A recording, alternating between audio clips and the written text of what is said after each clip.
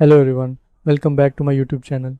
In this video, I am going to show you how I created a complete quiz app using Codex AI. AI coding tools are improving very fast, and developers are now asking an important question.